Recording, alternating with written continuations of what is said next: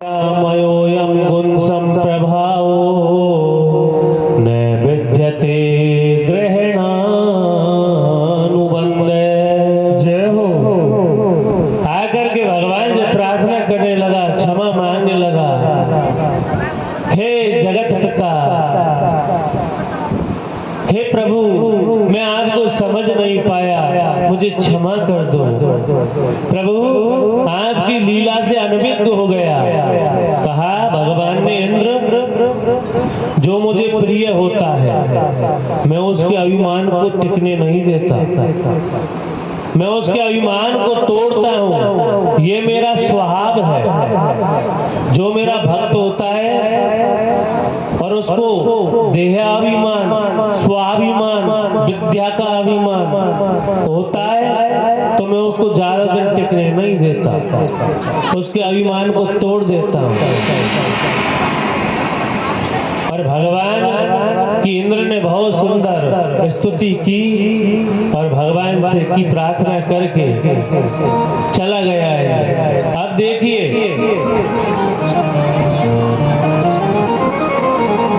एकादशी आई और जो बाबा नंद है ना, वो एकादशी का व्रत करते हैं। एकादश्याम निराहारे समपचर्य जनार्दनम स्नातुं नंदस्तु कालिन्ध्याम द्वादश्याम जलमावस। नंद बाबा ने एकादशी के दिन बिल्कुल बहुत अच्छे से पूजा की, भगवान का ध्यान किया, अर्चना की, वंदना की और स्मरण किया।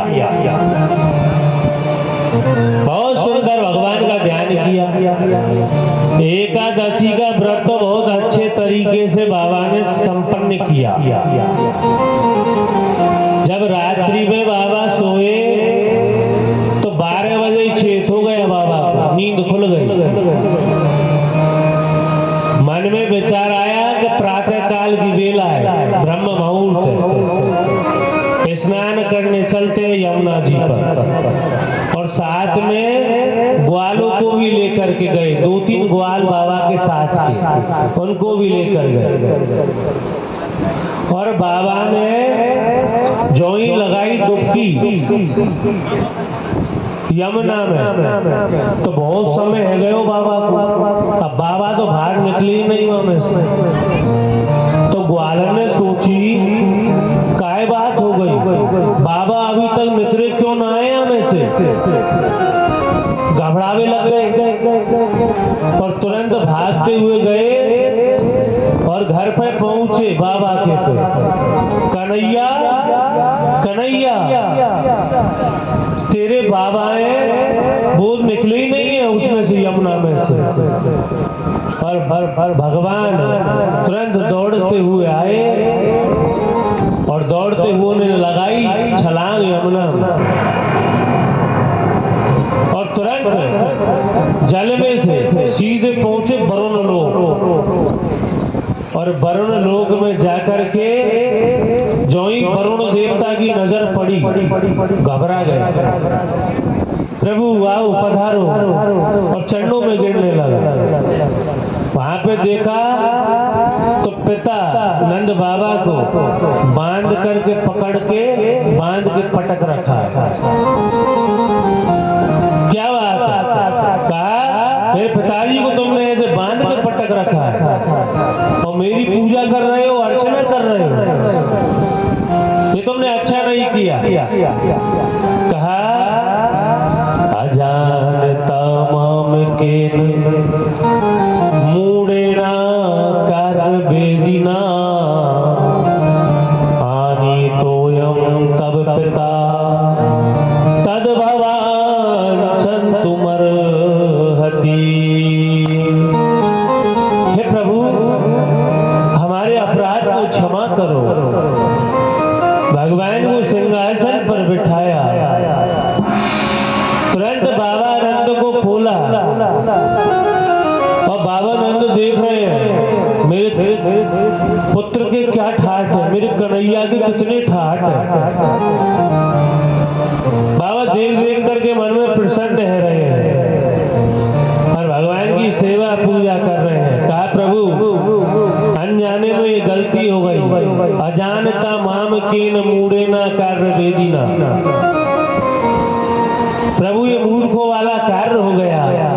गलती से, प्रभु क्षमा करो हमें।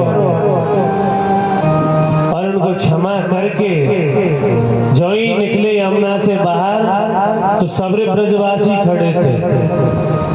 और तुरंत जैसे ही बाबा बाहर निकले सबने बाबा को घेर लियो। और जो ही बाबा को घेरो बाबा से पूछने लगे, बाबा कहाँ चलो गए हो? कहा भैया ब्रजवासियों दो आए हट्टा कट्टा से पहलवान और आके मुंह पकड़ो और सीधे ले गए बरुण और वहां ले जाकर के बांध के पटक दियो।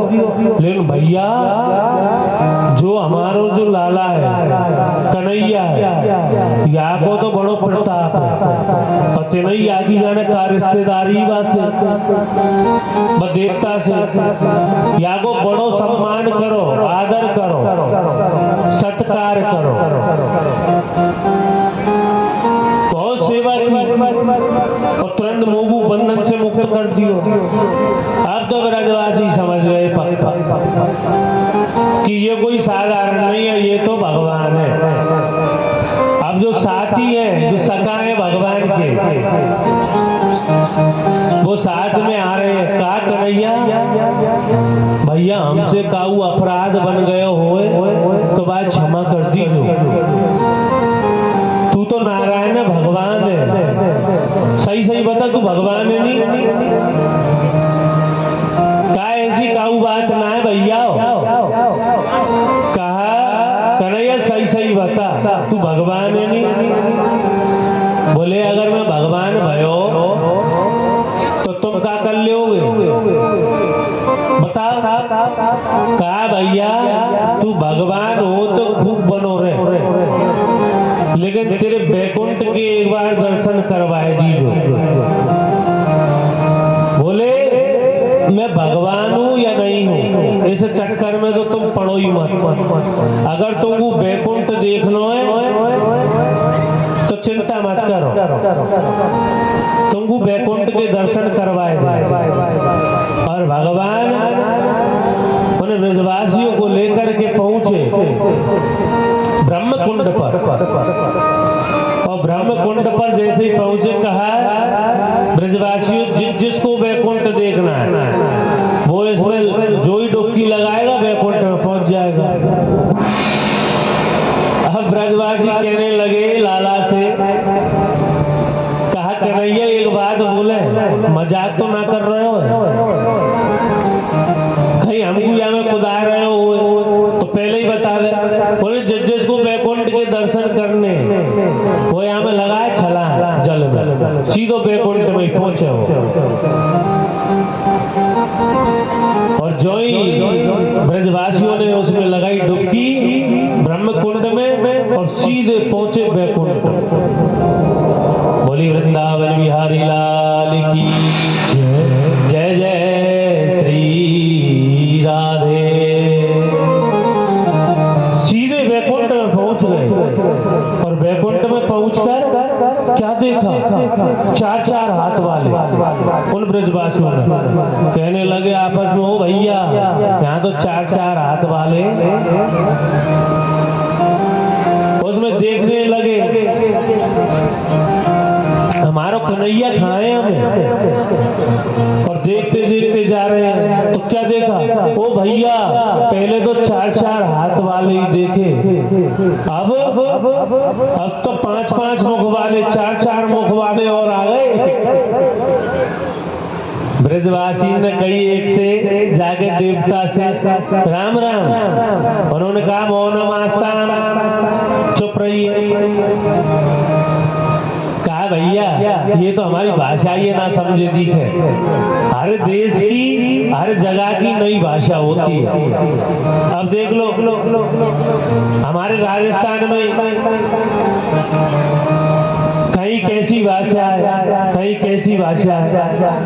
बंगाल में जाओगे तो कुछ समझ नहीं आएगा, महाराष्ट्र में जाओगे तो मराठी भाषा मिलेगी, केरल में जाओगे तो तमिल मिलेगी, समझ ही नहीं पाओगे।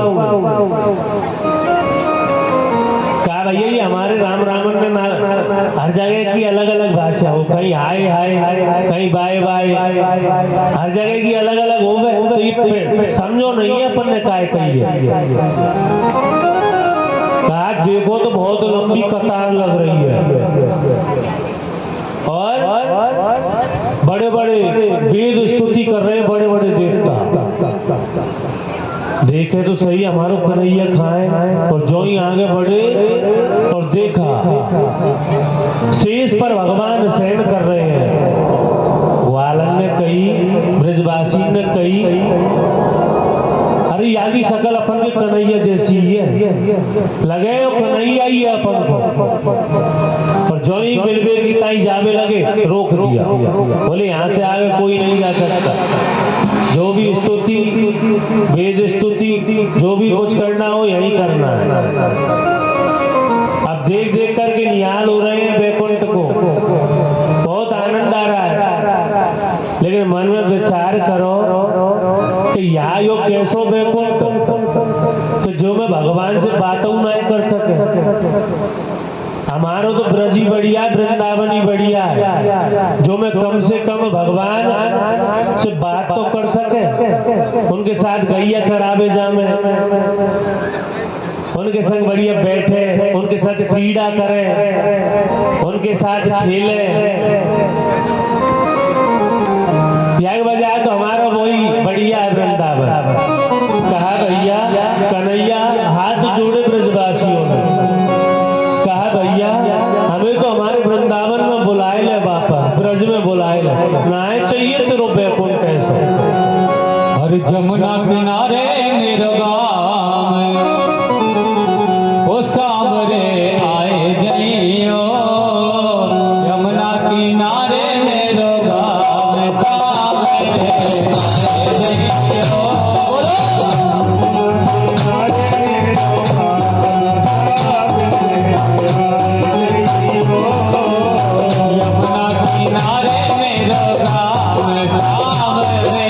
आए जइयो।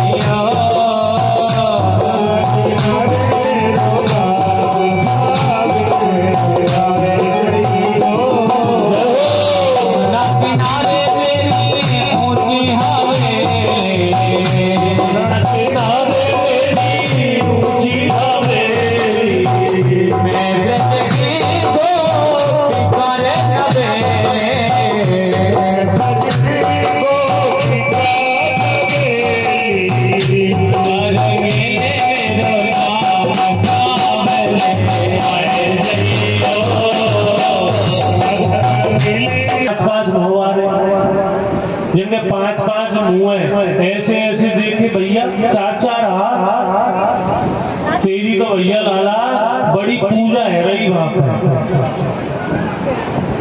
और ऐसे भगवान की कीर्ति को सुना रहे हैं सभी ब्रजवासी। और वृंदावन बिहारी लाल की। और देखिए भगवान आज गोपियों के साथ राज करने का मन है। ऐश्वर्य पूर्ण स्वरूप के दर्शन के बाद अब सुखदेव जी महाराज कहने लगे, परीक्षित अब आपको हम महाराज की कथा को सुनाते हैं, सुनिए। भगवान पिता रात्रि सरदूत फुल्ल मल्लिका, दीक्षिरंतुम मनश्चक्रे योग माया मुखाश्रते।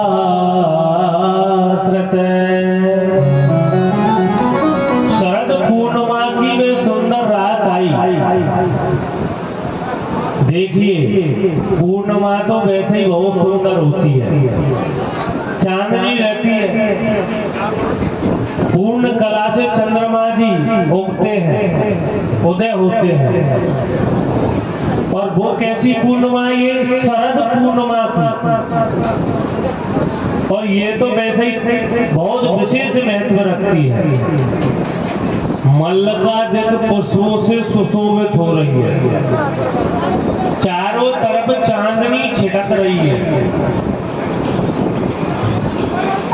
और आज भगवान के मन में गोपियों के साथ विहार करने का मन हुआ। लेकिन भगवती श्रुति कहती है कि भगवान के पास तो मन है ही नहीं, तो मन कैसे जगा? बोले आज भगवान का मन गोपियों के साथ विहार करने के लिए जागृत हुआ। आज तक तो गोपी भगवान से मिलने के लिए लालायित रहती, लेकिन आज भगवान उन गोपियों से मिलने के लिए लालायित है और अपनी प्रेम शक्ति श्री राधा रानी का स्मरण वंदन करके जो ही मुरली को बजाया, जो ही उस पर तान को छेड़ा, निशम गीतम तदनंद वर्धनम ब्रजस्त्रिय कृष्ण गृहीत मानसा आजग मुरण्योन्मलक्षितो सयत्र कांतो जब लोल कुंडला। बोली वृंदावन बिहारी लाल की। अरे मुरली जोर के बजाए रे नंदलाल, रे जोर के बजाए रे नंदलाल, ओ नंदलाल रे गोपाल रे गोपाल।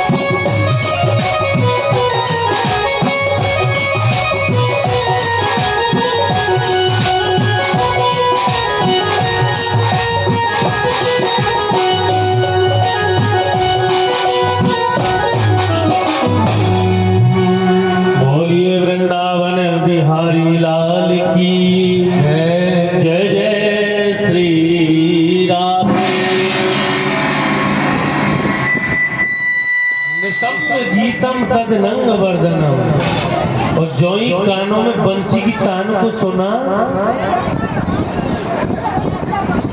और आने लगी गोपियां। देखिए भगवान ने 2 बार बंसी बजाई।